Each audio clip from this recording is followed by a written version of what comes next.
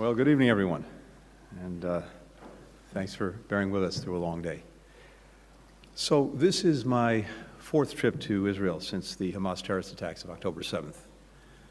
On my last visit here, I discussed the potential for humanitarian pauses to facilitate the release of Hamas's hostages, the surge of humanitarian assistance, the protection of Palestinian civilians. And I said that there were a number of issues that needed to be worked through, but that the United States was committed to achieving these goals.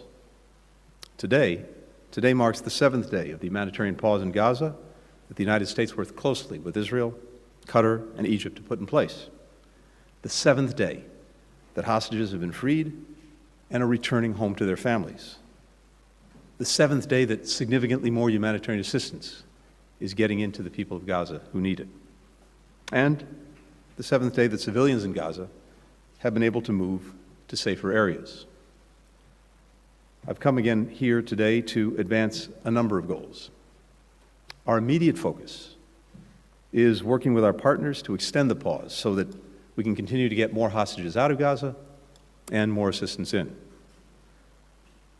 We share the elation, the relief of the families from more than a dozen countries, including the United States, who've been reunited with their loved ones. And yet, there are scores of family here in Israel, the United States, and around the world whose loved ones continue to be held captive and who are desperate to get them home safely. We will not stop working until we get every hostage back home with their families and loved ones. At the same time, we continue to surge humanitarian assistance to Palestinian civilians in Gaza. Together with the UN, our partners in the region, we have significantly increased the flow of food, water, medicine, fuel to power desalination plants, hospitals, and other critical infrastructure. Just over the past week, the mechanisms that we helped to negotiate and implement have more than doubled the number of trucks getting into Gaza. But this is still not enough to meet the needs of its people, which is why we continue to work urgently to get more aid in and to get it in faster. Sustaining and increasing the flow of humanitarian aid, in particular fuel, restocking stores with commercial goods, these are vital to the lives and livelihoods and well-being of men, women, and children. That's especially true for the most vulnerable parts of the population: children, the elderly, pregnant women, people with disabilities. And it's even more pressing as winter sets in, bringing with it a heightened risk of infectious disease outbreaks. The government of Israel agrees with the imperative of humanitarian assistance and the need to sustain it. Prime Minister Netanyahu also made clear that Israel intends to resume its military operations against Hamas when Hamas stops releasing hostages.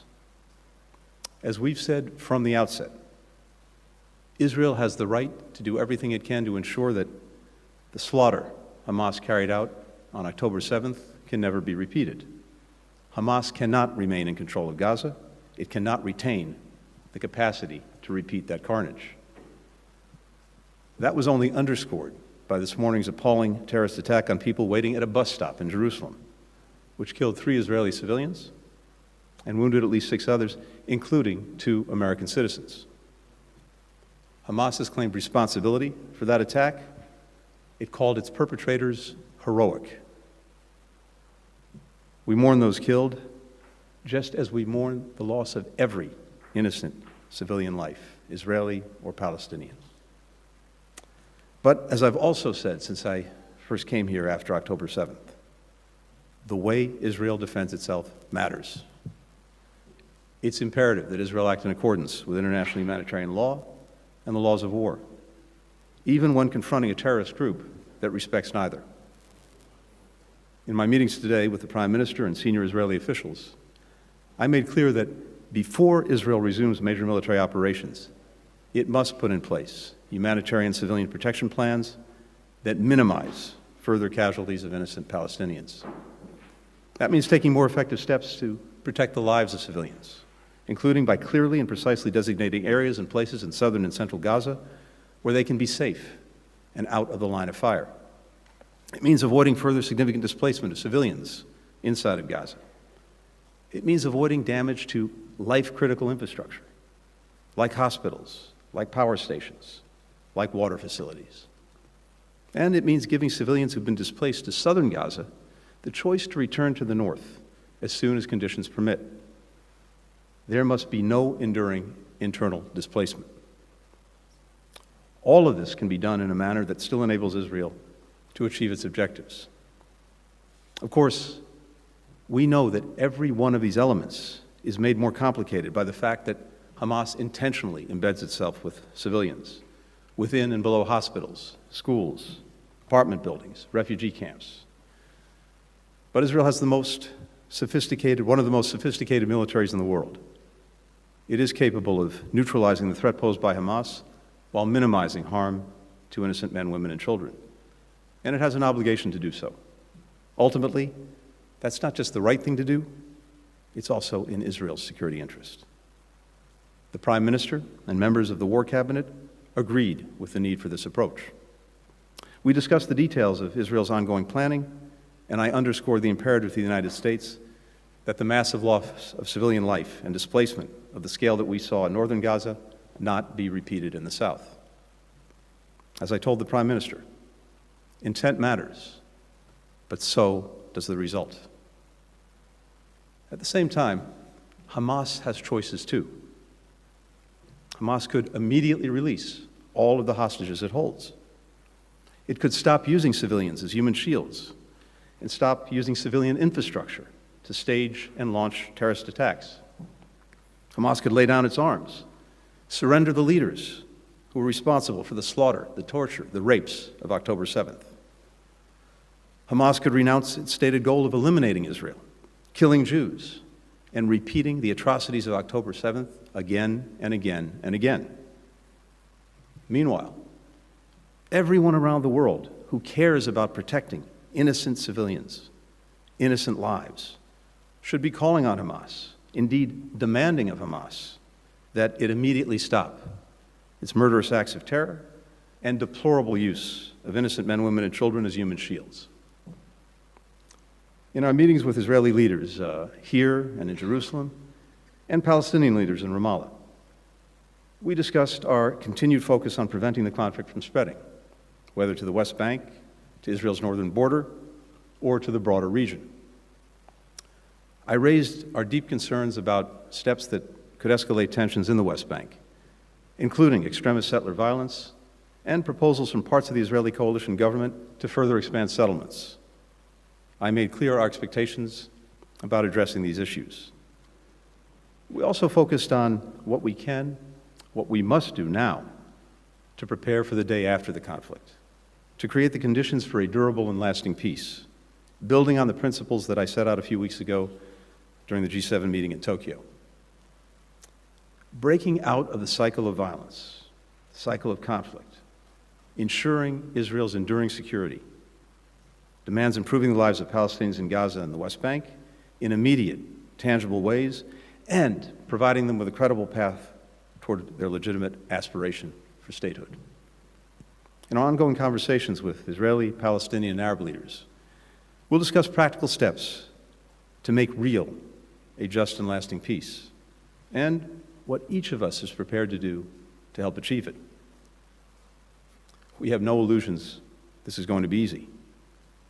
We will surely have disagreements along the way, but if we're going to move forward on practical steps toward lasting peace, lasting security, we have to be willing to work through these disagreements, because the alternative, more terrorist attacks, more violence, more innocent suffering, is unacceptable. That's why the United States is here, and we're leading toward this goal. With that, happy to take some questions. The first question goes to Humaira Pamuk with Reuters. Hello, Mr. Secretary. Good evening. You've just said the U.S. is urging Israel to ensure the protection of civilians before starting its operations in southern Gaza. I'm wondering, You've talked about what you made clear to Prime Minister Netanyahu and the War Cabinet, but what concrete and specific assurances have you gotten from them, if any? Based on what you heard from them today, are you confident Israel will follow the international laws of war in southern Gaza when it resumes its military operations?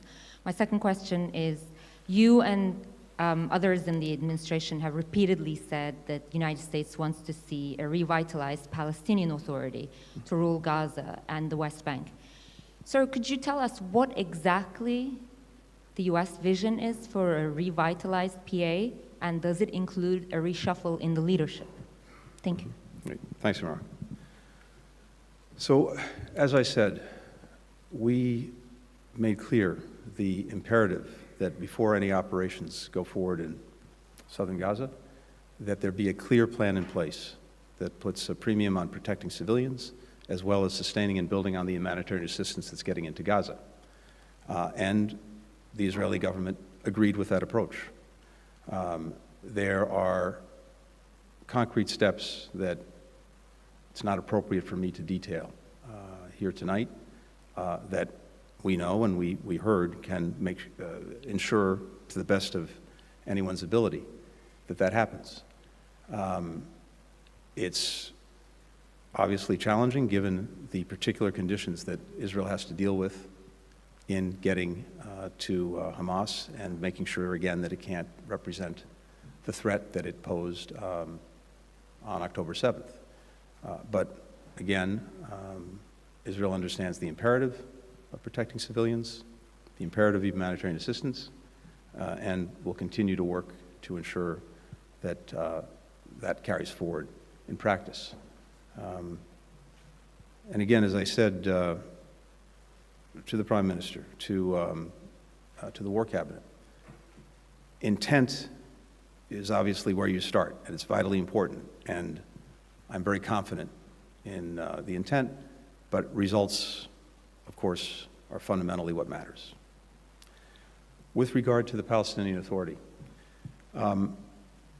we've said, and indeed I had an opportunity to discuss today with President Abbas, the need for reform, the need to revitalize, to revamp the Palestinian Authority so that it can most effectively meet the aspirations of the Palestinian people and deliver for them. There are a number of things that go into that, including, for example, reform so that it more effectively combats corruption, that it engages and empowers civil society, that it supports a free press and open media, and a number of other things.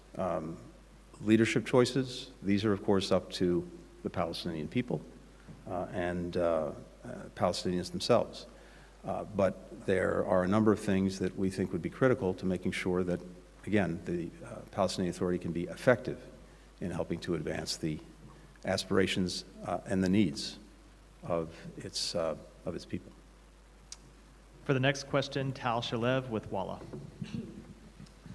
Secretary Blinken, reportedly there are disagreements between you and the Israeli government about the way forward regarding the timetable.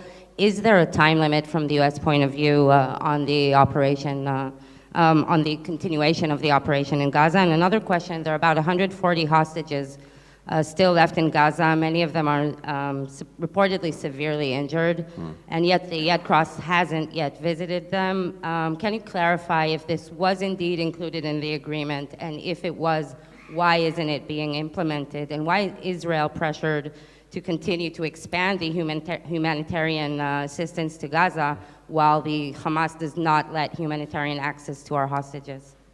Good. Thank you. First part of the question. We support, continue to support, will continue to support Israel's efforts to do everything possible to ensure that Hamas cannot repeat the horrors of October 7th. And that means, among other things, that Hamas cannot remain responsible for governance in Gaza, and it cannot retain the capacity to repeat those attacks. How Israel does it, those are decisions for Israel to make. But as I've said, We also believe it's very important that in engaging in that effort, the way it does matters, makes a big difference. And as we've just discussed, the imperative of putting a premium on protecting civilians and ensuring humanitarian assistance flows into Gaza is something that is vital to us and something that the Israeli government agrees with. On the hostages, I'm not going to get into any negotiations or any agreements, but clearly it would be very beneficial and important for the Red Cross to have access to hostages, to be able to check on their well-being and condition. Having said that, of course, none of that should be necessary because there shouldn't be any hostages in the first place. That horrific part of what Hamas did on October 7th is something that we are dealing with now every single day. The positive development is, as I said, we're now completing the 7th day where hostages have been returned to their families. And that's a very positive and powerful thing. It's something that we want to see continue. And Hamas should release everyone right now. But in the absence of doing that, and as this process, I hope, continues, yes, it would be very good for the Red Cross to have access and to see them. The question of humanitarian assistance is something fully apart from Hamas or the hostages, because this is about innocent men, women, and children in Gaza, not Hamas, who desperately need the aid, who desperately need the help.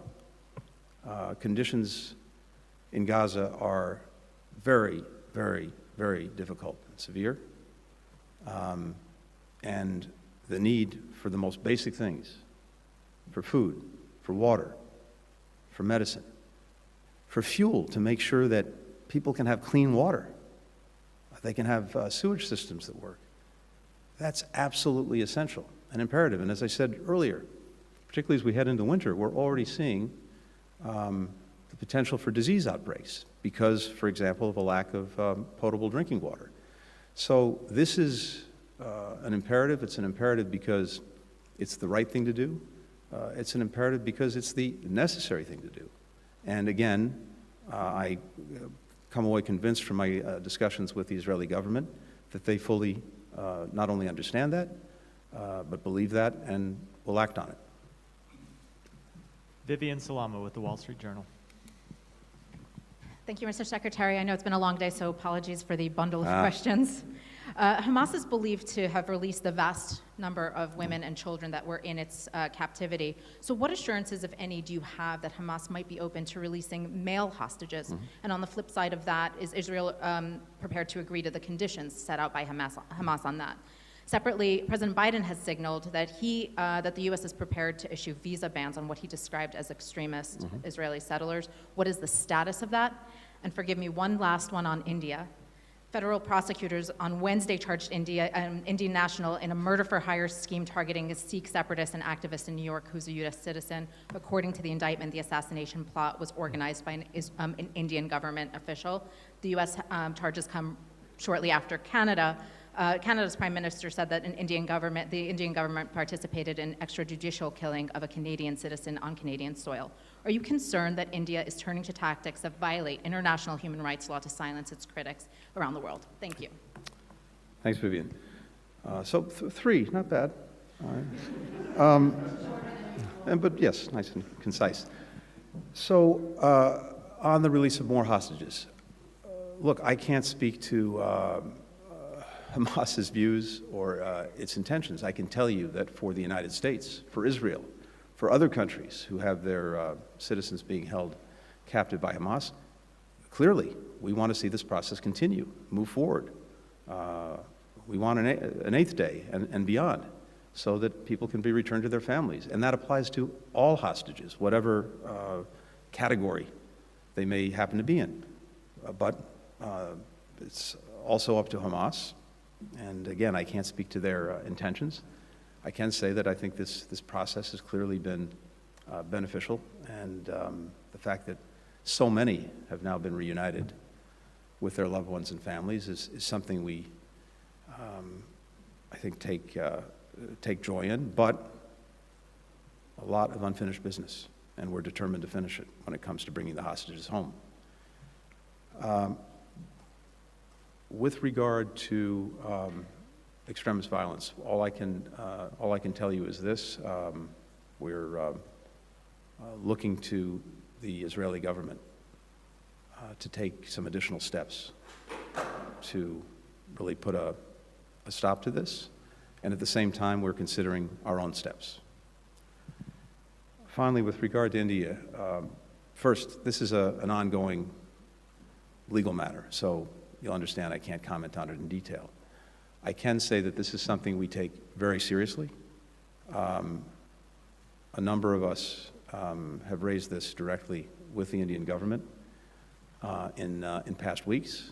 The government announced today that it was conducting an investigation, and that's good and appropriate, and we look forward to seeing the results. And the final question goes to Qassem Al-Khatib with Al-Sharq. Good evening, Mr. Secretary. This is Qassem Khatib from Al-Sharq News. My questions, lots of discussion are going on so-called revamp the Palestinian Authority leadership. Do you consider that via free, fair election in Gaza, Jerusalem, and West Bank? So, first, as a matter of basic principle, we support free and fair elections around the world, including, of course, for Palestinians. They should have a right to choose their own leaders, and the way to do it is through free and fair elections. But that has to be a process, and it's something that we need to be talking about as we move from the conflict to, as we've been calling it, the day after, looking at what needs to happen in Gaza, as well as the West Bank, but starting in Gaza, particularly with regard to things like governance, like security, like rebuilding. And part of that discussion needs to be about elections. But again, it's a process, and it's something that work needs to go into in the time ahead. I'm sorry, I couldn't hear you. So again, we're focused right now on Gaza and what we need to see happen in Gaza to make sure that there is governance that is different from what it has right now, which is Hamas, that it has security, that it has rebuilding. All of those things are what we're focused on and need to be focused on. And as part of that discussion, we'll obviously look at the question of elections and when and how Palestinians are able to choose their leaders. Thank you. Thank you. Thanks, everyone. Have a good evening.